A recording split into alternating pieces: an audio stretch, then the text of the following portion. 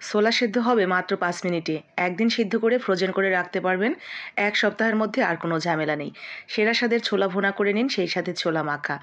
অসম্ভব মজার এই ছোলা মাখা কিন্তু অনেকটাই মজার হবে যদি এইভাবে মাখিয়ে নেন।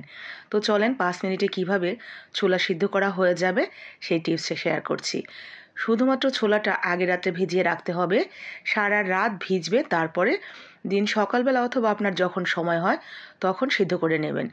সাথে দিয়ে দিবেন পানি, আর দিবেন স্বাদমতো লবণ, এবং দিয়ে দিবেন সামান্য একটু বেকিং সোডা বা খাবার সোডা। এরপরে 5 মিনিট, জাস্ট 5 মিনিট আপনারা এটা সিদ্ধ করে নিলেই কিন্তু সিদ্ধ হয়ে যাবে।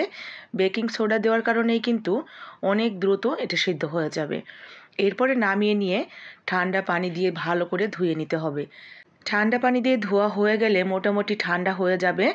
এরপরে আমরা একটা বক্সে ভরে এটা রেখে দিব ডিপ ফ্রিজে। একদিন সিদ্ধ করে নিলে 1 সপ্তাহের মধ্যে আপনার আর সিদ্ধ করার কোনো ঝামেলা হবে না। এরপরে যতটুকু প্রয়োজন শুধুমাত্র বের করে ভুনা করে নিলেই হয়ে যাবে।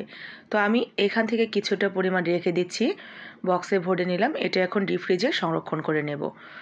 আর বাকি যেটুকু রয়েছে সেটা দিয়ে আমরা এখনই আপনাদের একটু ছোলা ভুনা করে দেখাচ্ছি যে খুব দ্রুত অনেকটা সেরা স্বাদের ছোলা ভুনা কী করে নেবেন।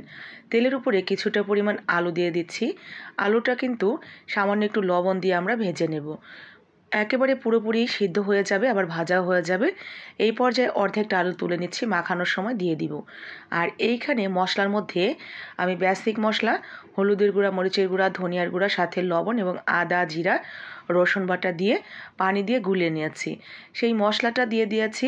মশলাটা তেলের উপরে দিয়ে এখন যে আলুটা ছিল সেটা একটু হালকা ম্যাশ করে দিচ্ছি। তো হালকা করে আলুটা ম্যাশ করে দিয়ে এখানে আমরা দিয়ে দিব কিছুটা পেঁয়াজ বেরেস্তা। আমি এখানে কাঁচা পেঁয়াজটা দিইনি, তবে চাইলে কিন্তু আপনারা কাঁচা পেঁয়াজটা ইউজ করতে পারেন। তো হালকা করে পেঁয়াজ বেরেস্তা দিয়ে দিলাম সেই ছোলাটা।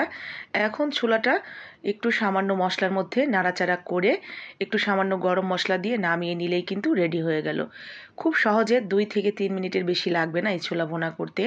খুব সহজেই ভুনা করা হয়ে যাবে। আর এই ছোলা ভুনাটা কিন্তু মাশাআল্লাহ অনেক মজার হয়। এখন আমরা ছোলাটা মাখিয়ে নিচ্ছি। সেই ভাজা আলু, সাথে পেঁয়াজ বেরেস্তা, পেঁয়াজ, কাঁচামরিচ, একটু লেবুর খোসা কুচি, শসা কুচি, টমেটো কুচি, আর একদম শেষে দিয়ে দিচ্ছি একটু লেবুর রস। যারা টক স্বাদের খেতে পছন্দ করবেন তারা এখানে একটু তেঁতুলের চাটনি বা তেঁতুল গোলাও দিয়ে দিতে পারেন। তবে সবাই যেহেতু টক জিনিস খেতে পছন্দ করে না, তাই আমি অ্যাভয়েড করলাম। তো এই তো আমার কিন্তু ছোলা মাখাটা হয়ে গেছে। দেখতেই পাচ্ছেন কতটা লোভনীয় লাগছে মাশাআল্লাহ। আর এই ছোলা মাখাটা কিন্তু অনেক মজার। এখন আপনার পছন্দ অনুযায়ী মুড়ি মিশিয়ে নিলেই কিন্তু হয়ে যাবে ইফতারের ছোলা দিয়ে মুড়ি মাখা। অনেক মজার। তো ভালো লাগলে অবশ্যই বানাবেন, সেই সাথে লাইক, কমেন্ট, শেয়ার করে দিবেন সবাইকে দেখার জন্য।